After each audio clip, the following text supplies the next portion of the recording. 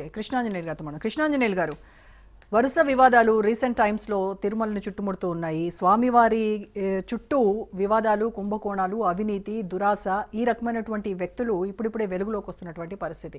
So ఈ ప్రభుత్వాలు as యూజువల్గా టీడీపీ టెన్యూర్లో జరిగింది అని, వీళ్ళు టీడీపీ టెన్యూర్లో జరిగితే మరి మీరు వచ్చిన తర్వాత దానిపైన ఎందుకు రివ్యూ చేయలేదు, ఎందుకు మరి వేరే వాళ్ళకు మీరు కాంట్రాక్ట్ ఇవ్వలేదు అని ఇలాంటి రకరకాలుగా ఉంది. సో మీ ఒపీనియన్ ఏంటి ఇప్పుడు జరుగుతున్నటువంటి పరిణామాలపై? రోజా గారు నమస్తే. పేనల్ మెంబర్స్ అందరికీ నమస్కారం. స్వామీజీ చాలా స్పష్టంగా ఈ పవిత్రమైనటువంటి తిరుమల కొండ మీద జరగకూడనటువంటి అపచారాలన్నీ జరుగుతున్నాయి, కుంభకోణాలు జరుగుతున్నాయి. ఇది బాధాకరమైనటువంటి విషయం అని ప్రస్తావన చేశారు. అయితే ఈ తెలుగుదేశం ప్రభుత్వ ఆయామ నుంచి ఈ పట్టు వస్త్రాలకు సంబంధించినటువంటి కుంభకోణం ఉంది అనేటువంటిది విజిలెన్స్ ఎన్ఫోర్స్మెంట్ కి సంబంధించిన వాళ్ళ అనుమానం. 2015 నుంచి 2025 వరకు 11 ఏళ్ల నుంచి ఒకే కంపెనీ విఆర్ఎస్ ఎక్స్పోర్ట్స్ అనేటువంటిది తిరుపతికి సంబంధించినటువంటి కంపెనీ. ఈ కంపెనీ మొత్తము టెండర్ల ద్వారాగా వాళ్ళకి సరఫరా చేస్తున్నటువంటి పరిస్థితి ఉంది. దీంతో పాటు తిరుమల ఫ్యాబ్రిక్స్, నన్నా కాటేజెస్, విఎం రాజా, పవర్ లూమ్, ఈ సంస్థల ద్వారాగా 2015 నుంచి 2025 వరకు సంవత్సరానికి 20 కోట్ల రూపాయలు విలువ చేసేటువంటి పట్టు వస్త్రాల పేరుతో పాలిస్టర్ సంబంధించినటువంటి శాలువాలని సరఫరా చేశారు. అంటే సుమారుగా 220 కోట్ల రూపాయలు విలువ చేసేటువంటి పట్టు వస్త్రాలకు బదులుగా వాళ్ళు కేవలము 1389 రూపాయలు విలువ చేసేటువంటి ఒక పట్టు శాలువాని వాళ్ళ కాంట్రాక్ట్ ప్రకారంగా అందించారు. కానీ 350 రూపాయలు అయితే పాలిస్టర్ సంబంధించినటువంటి శాలువాలు వస్తాయి. ఆ విధమైనటువంటి అందించారు అనేటువంటిది ఇది డబ్బులకు సంబంధించినటువంటి అంశం మాత్రమే కాదండి. కరెక్ట్. ఎవరైతే ప్రముఖులు లేకపోతే విఐపీలు ఆ దేవుణ్ణి వచ్చి దర్శించుకొని వీళ్ళందరూ రావటం అనేటువంటిది తిరుపతి దేవస్థానానికి ఉన్నటువంటి ఆ ప్రాశస్త్యము, దానికి ఉండేటువంటి గౌరవము, అక్కడ ఉండేటువంటి నమ్మకం, దీంతో వస్తారు. అలాంటి వచ్చినటువంటి వాళ్ళకి ప్రతిష్టకు సంబంధించినటువంటి అంశం ఇది. తిరుమల ప్రతిష్టకు సంబంధించినటువంటి అంశం కదా. ఇప్పుడు అలాగ వచ్చినటువంటి ప్రముఖులకి తిరుపతి దేవస్థానము గౌరవంగా వాళ్ళని ఇలాంటి దుశ్యాలువాతో వాళ్ళని సత్కరించి సన్మానించి వాళ్ళని పంపిస్తారు. మరి తీరా వాళ్ళు ఇంటికి వెళ్ళిన తర్వాత ఇలాంటి పట్టు వస్త్రం ఏం చేస్తారు? దీన్ని తీసుకెళ్లి ఇంట్లో ఎక్కడైతే దేవుడు సంబంధించినటువంటి గుడి ఉంటుందో ఇంట్లో ఆ ప్లేస్ లో దండం పెట్టుకొని అక్కడే భద్రంగా ఉంచుకుంటారు స్వామివారి గుర్తుగా. కానీ అలాంటిది పట్టు వస్త్రం అనేటువంటి దాని మీద టిటిడి వాళ్ళు ఇస్తే తీరా చీప్ ఉన్నటువంటి పాలిస్టర్ వస్త్రం ఇచ్చారు అని అంటే అది స్వామివారికి అప్రతిష్ట కదా. ఈ విధమైనటువంటి అప్రతిష్టకు సంబంధించినటువంటి కార్యకలాపాలు జరుగుతుంటే పాలక మండలి ఏం చేస్తున్నట్లు? ఇప్పుడు ఇది సంవత్సరం అయింది ఈ ప్రభుత్వం వచ్చి. ఈ నేపథ్యంలో ఇప్పుడు బిఆర్ నాయుడు చైర్మన్ గా ఉన్నారు. ఆయనకు కొంత అనుమానం వచ్చింది, ఇదేంటి పాలిస్టర్ లాగా ఉంది, అంత క్వాలిటీ ఉంటుందా, 1400 రూపాయలు పెడుతున్నాం అనేటువంటి దాని మీద విజిలెన్స్ ఎన్ఫోర్స్మెంట్ కి సంబంధించినటువంటి వాళ్ళకి సూచన చేయటం, వాళ్ళు దీని మీద పరిశీలించి ఇది ఎక్కడైతే అనంతపురంలో ఉండేటువంటి సిల్క్ సంబంధించినటువంటి ఆ మొత్తము పరిశీలన చేసేటువంటి దాని సంస్థ కూడా పంపించేస్తే తీరా పాలిస్టర్ తేలినటువంటి పరిస్థితి. ఈ విఆర్ఎస్ అనేటువంటి ఎక్స్పోర్ట్స్ సంస్థ 2015 నుంచి మొత్తము ఇలాంటి శాలువాలకు సంబంధించినటువంటి కాంట్రాక్ట్ పొంది ఉంది. ఇది కంటిన్యూ అవుతుంది. అయితే ఇక్కడ కీలకమైనటువంటి అంశం ఏంటంటే దీంట్లో ఒకవేళ తెలుగుదేశం ప్రభుత్వంలో తప్పు చేసినా ఖచ్చితంగా కఠిన చర్యలు తీసుకోండి అని మరి తెలుగుదేశం తరఫున చెప్తున్నారు కదా రఫీ గారు. అదేవిధంగా వైఎస్ఆర్ కాంగ్రెస్ పార్టీ కూడా వాళ్ళు ముందుకు రావాలి. మా ప్రభుత్వంలో లేకపోతే ఇప్పుడు వాళ్ళిద్దరు టీటీడీ చైర్మన్లుగా ఉన్నటువంటి సుబ్బారెడ్డి, కరుణాకరెడ్డి ఇద్దరు ఆరోపణలు ఎదుర్కొంటున్నారు. ఇప్పుడు వాళ్ళ హయాంలోనే కదా ఇప్పుడు ఇది 5 ఏళ్ల పాటు కొనసాగినటువంటి పరిస్థితి ఉంది. దీనికి ఈ విధమైనటువంటి విచారణకు కూడా వాళ్ళు కూడా ముందుకు రావాలి. ఇప్పుడు ఏసీబీ ఈ విషయంలో ఏసీబీ విచారణకి ఆదేశించినటువంటి పరిస్థితి ఉంది. అయితే ఇది ఎంత మేరకు తేలుతుంది ఏంటి అనేటువంటి చూడాలి.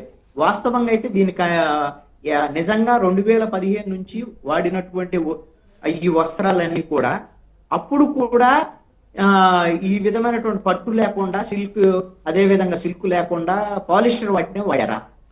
లేదు అని అంటే వైఎస్ఆర్ కాంగ్రెస్ పార్టీ ప్రభుత్వంలో ఈ విధమైనటువంటిది మార్చారా? ఈ విఆర్ఎస్ ఎక్స్పోర్ట్స్ దానికి సంబంధించినటువంటి వాళ్ళు ఇచ్చినప్పటికీ దాంట్లో క్వాలిటీ మాత్రం మళ్ళీ వీళ్ళు డీల్ క్వాలిటీ అనేటువంటిది ఎప్పుడు ఏ క్వాలిటీ వాడారు అనేటువంటిది రోజా గారు దీన్ని తెలుసుకోవటం కూడా కష్టమైనటువంటి పని కాదు. అవును. ఎందుకు అని అంటే సపోజ్ ప్రముఖులు 2015 నుంచి 16 నుంచి అప్పుడు వెళ్ళిన 19 వరకు వెళ్ళిన వాళ్ళు ఉంటారు. అవును. వాళ్ళు వాళ్ళ ఈ దేవుడు వస్త్రం కాబట్టి దీన్ని భద్రంగా దాచుకుంటారు.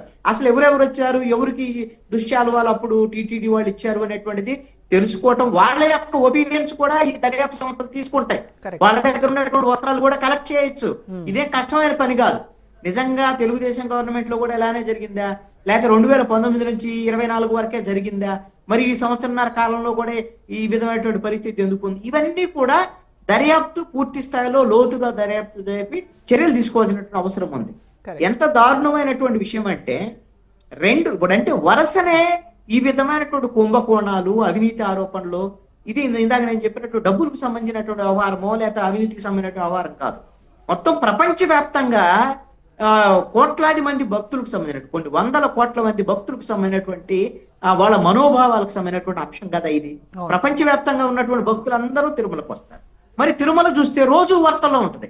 ఎందుకు? ఏదో గొప్పతనం ఏ వార్తలు ఇవన్నీ అని, నెయ్యిలో కల్తీ అని అంటే, మహాప్రసాదంలో లడ్డు ప్రసాదంలో కల్తీ అని అంటే ఇంకా దేవుడి మీద నమ్మకం అనేటువంటిది సడలిపోయేటువంటి ప్రమాదం ఉంటది కదా. ఇది ఖచ్చితంగా మీరు గమనిస్తే జగన్మోహన్ రెడ్డి ఏం చెప్పారు మొన్న ప్రెస్ కాన్ఫరెన్స్ పెట్టినప్పుడు, ఇదంతా కూడా అంత అబద్ధము, కల్తీ నెయ్యి వాడరు, కల్తీ నెయ్యి వస్తే మేము దాన్ని అలాంటి ట్యాంకర్లు తిప్పి పంపుతాము. తెలుగుదేశం గవర్నమెంట్ లో 15 ట్యాంకర్లు తిప్పి పంపారు, ఇది రికార్డులో ఉంది. మేము 18 ట్యాంకర్లు మేము తిప్పి పంపాము, అసలు ఏం జరగలేదు కావాలని అంటున్నారు అని అంటాడు. ఇక్కడ మీరు గమనిస్తే నిన్న సిఐడి అదేవిధంగా ఏసీబీకి సంబంధించినటువంటి విచారణలో జనరల్ మేనేజర్ గా ఉన్నటువంటి సుబ్రహ్మణ్యం అనేటువంటి వ్యక్తి చాలా స్పష్టంగా చెప్పినటువంటి అంశం ఏంటంటే, సుబ్బారెడ్డి చైర్మన్ గా ఉన్న సమయంలో వచ్చినటువంటి ట్యాంకర్ల మీద అనుమానం ఉంటే దాన్ని బెంగళూరు ల్యాబ్కు పంపించినటువంటి క్రమంలో వాటిని వినియోగించారు అనేటువంటిది. మరి ఇప్పుడు ట్యాంకర్లకు సంబంధించిన అక్కడ మనం ల్యాబ్కు పంపించాం కదా, వచ్చే వరకు వెయిట్ చేద్దాం అంటే ఏం పర్వాలేదు అని వినియోగించండి అని చెప్పినటువంటిదే సుబ్బారెడ్డి.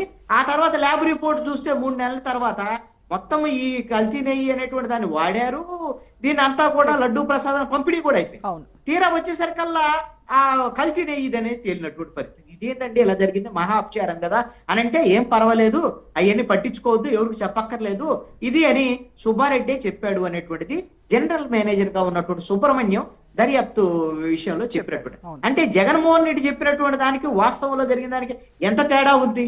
అదే విధంగా పరకామణి కేసు ఎంత సింపుల్ గా చెప్పేశాడు, అదే ఉందండి, పిచ్చి కేసు, చిన్న కేసు, $9 ఏదో 70,000 అంటే మాట్లాడేసేయటం అని అంటే. పరకామణి అనేటువంటిది అక్కడ ఉండేటువంటి ఉండికి సంబంధించినటువంటి వ్యవహారము పేదవాళ్ళ దగ్గర నుంచి ధనవంతుల దగ్గర నుంచి ఎక్కడెక్కడి నుంచో వచ్చి తమ కష్టంతో సంపాదించుకున్నటువంటి వాటిని స్వామివారికి విరాళంగా అక్కడ హుండీలో వేస్తారు. అలాంటి దాన్ని పవిత్రంగా భావిస్తారు. వాళ్ళు కష్టపడేటట్టు డబ్బులు, రూపాయి కావచ్చు, డాలర్ కావచ్చు, కోట్లు కావచ్చు, అది ఏదైనా కానివ్వండి, మరి వాటిని భద్రంగా మన కస్టోడియల్ గా ఉండాల్సినటువంటి బాధ్యత టీటీడీది కదా. తీరా మరి అలాంటి పరకామండిలోనే రవికుమార్ లాంటి వాళ్ళు డాలర్లు దోచేస్తే మరి జరిగినటువంటి పరిణామం ఏంటి? కరుణాకర్ రెడ్డి చైర్మన్ గా ఉన్న సమయంలో 2023 ఏప్రిల్లో కేసు నమోదైతే మేలో ఛార్జ్ షీట్ వేసేసారు హడావుడిగా. సెప్టెంబర్ వచ్చేసరికల్లా లోక్ అదాలత్తో కేసు రాజీ చేసేసారు. ఏందయ్యారంటే ఆయన దొంగనేమో దాతం చేసేసారు, ఆయన దొంగిలించినటువంటి సొమ్మునేమో విరాళంగా మార్చారు. 14 కోట్లు విరాళం ఇస్తున్నాడు ఒక్కోడు రవికుమారు అనేటువంటి విధంగా చేసి మసిపూసి మారేడుగా చేసి దాని వెనకాల పెద్దలు ఎవరున్నారో బయటికి రాకుండా ఆ టీటీడీ బోర్డులో మొత్తం నిబంధనలు మార్చేసినటువంటి వాళ్ళు కరుణాకర్ రెడ్డి కాదా? కరుణాకర్ రెడ్డి చైర్మన్ గా ఉన్నప్పుడు కదా వైవి సుబ్బారెడ్డి ఆయన నిబంధనలు మార్చేసి డైరీలో పాలు సేకరణ లేకపోయినా పర్వాలేదు, మీరు నెయ్యిని సరఫరా చేయొచ్చు అని నిబంధనలు మార్చారు. అసలు పాలు లేకుండా నెయ్యి ఎలా వస్తుంది? ఇది కామన్ సెన్స్ కదా. ఇందాక రఫీ గారు చెప్పారు, ఎక్కడ నుంచో పామాయిల్ తెచ్చి దాని కెమికల్స్ కలిపి ఆ ఎసెన్స్ అంతా కలిపేసి ఇవన్నీ చేస్తే, ఇవన్నీ ఎక్కడో ఆహార పదార్థాల్లో కల్తీ జరిగింది లేకపోతే ఇంకొకటి జరిగింది అది ఇది అంటే సరే ఏదో తిన్నామా అనారోగ్యం పాలవుతాం అది అనుకుంటే అది వేరు. లడ్డూ ప్రసాదంలో ఇలాంటి కల్తీ జరిగింది ఇది పరిస్థితి అంటే ఇంతకన్నా మా పాపం ఇంకేమన్నా ఉంటుందా? నమ్మేటువంటి భక్తుల పరిస్థితి ఏంటి? వాళ్ళు ఎంత మనోభావాలకు గురవుతారు? అంత పవిత్రమైనటువంటి దేవాలయం విషయంలో ఎప్పుడూ లేనటువంటి విధంగా మరి ఇప్పుడే ఎందుకు ఇన్ని రకాల సంబంధించినటువంటి సమస్యలు